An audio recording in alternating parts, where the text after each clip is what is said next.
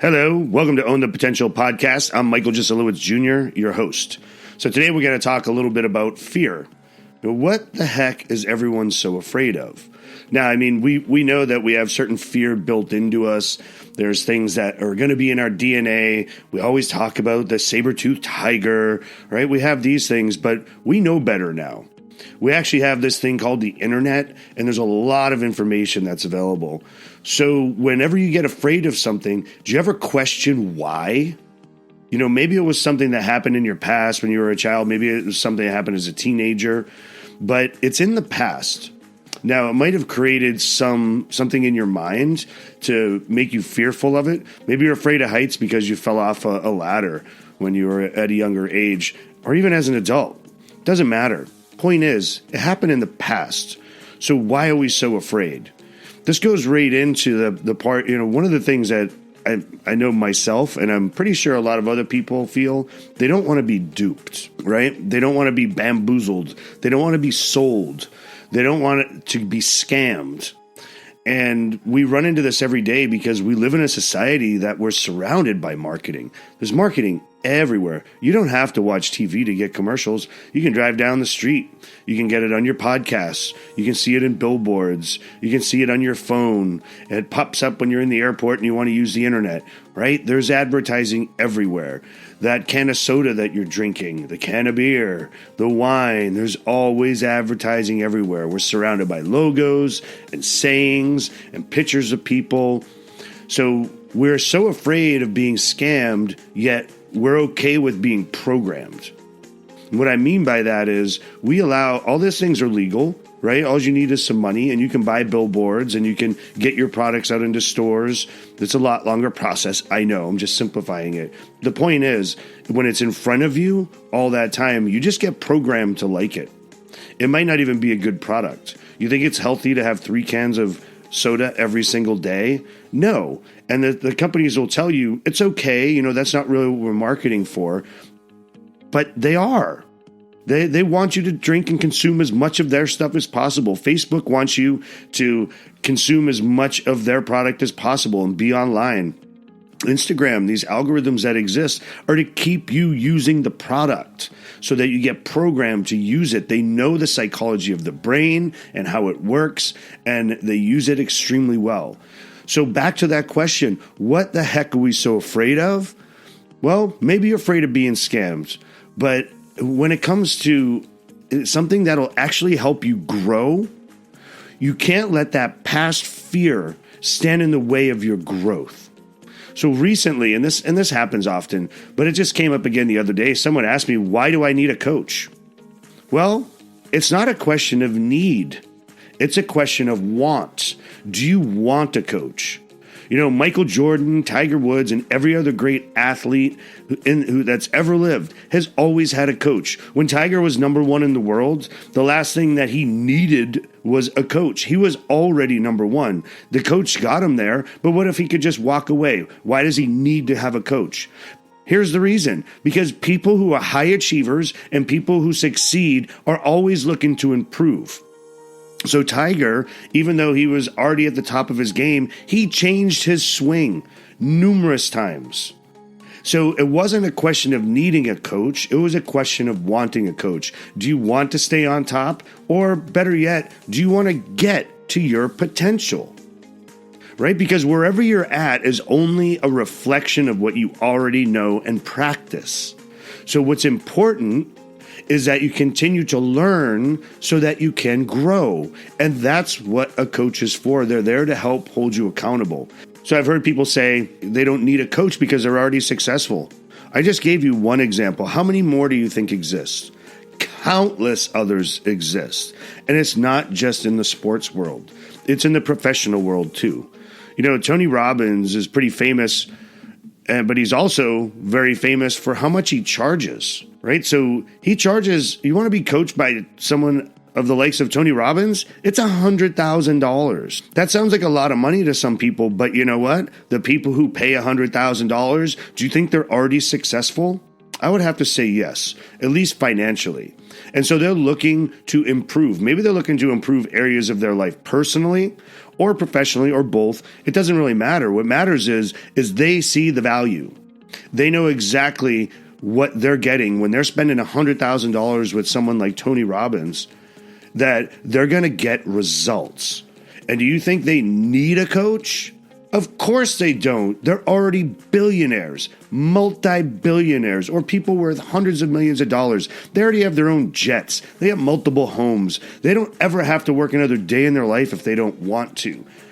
But they have a coach so that they can improve. Does this make sense? I hope it's not coming across that I'm frustrated, because I'm not. I just really want to impress upon everybody that it's never a question of need. And this goes for anything in your life. Do you need another soda? Do you need to buy another TV? Do you need to have a new car? Do you need to have the newest fashions? No, you don't need any of that. You want it. It's the same exact thing when it comes to coaching or anything else in your professional life. Do people who already have a successful business, do they need marketing? Well, if you know anything about it, yeah, you kind of do, but you should want it because you want to continue momentum and you want to be out in the public. You want to be getting your brand out there. You want to be at top of mind. So back to that question, do you need a coach?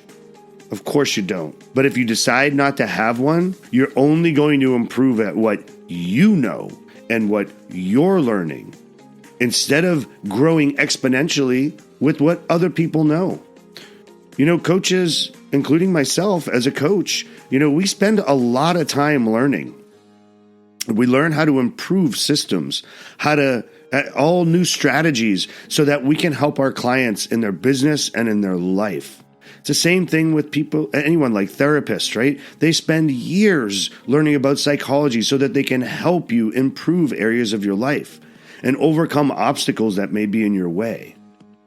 Do you need them? No. If you just want to continue to be unhappy or unmotivated, or you're just content with where you're at, don't get a coach. You don't need one at that point, and you shouldn't even want one because you're already where you want to be. But high achievers, those people that I coach, people that are building businesses, people that are going after their dreams, people that really want to tackle the obstacles in front of them and get through them, over them, under them. They want to improve their lives and they want to grow. Those are the people that want coaches. So if you're out there and it's either you or someone you know that has that question, you need to really be asking yourself, what do you want?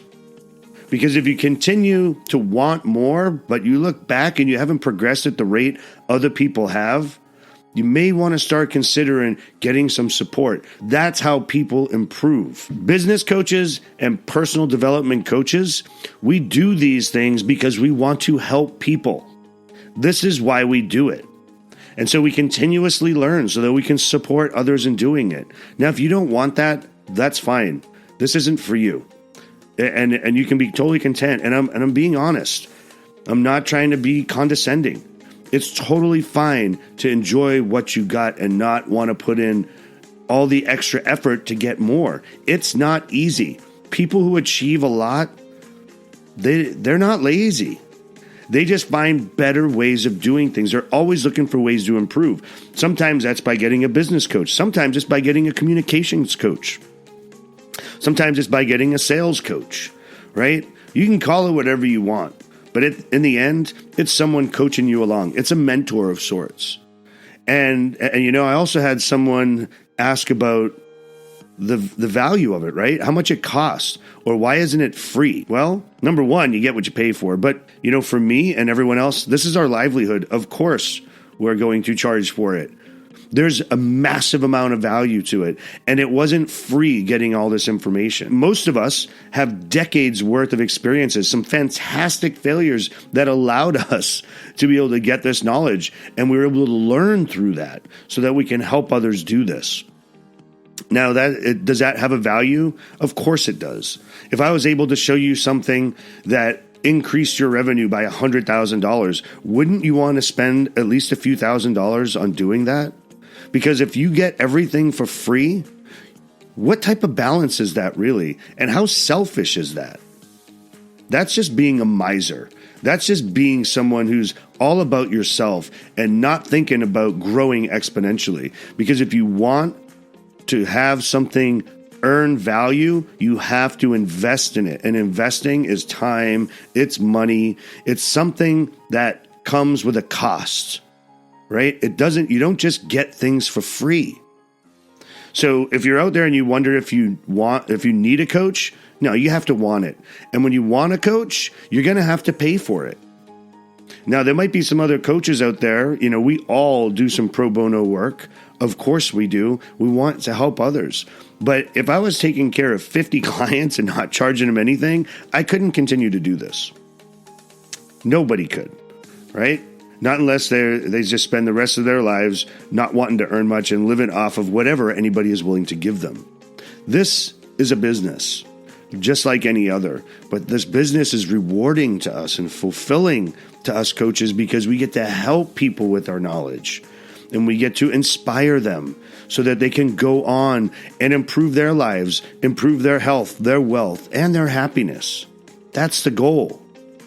So yes, I think you should pay for it. And in my personal experience in the past, when I've gotten things for free, it hasn't all been bad. I've gotten some really good value out of some free things, but it's a do-it-yourself type of approach. When you're getting something for free, it's like, okay, well, here's all the information, and the instructions are in there. So good luck with it. That's what getting something free is. You want someone to stand next to you. You want someone to guide you. You want someone to have a conversation with and point out exactly what you have to be doing and giving you guidance the whole way. You're going to have to pay for their time. And it always comes down to this.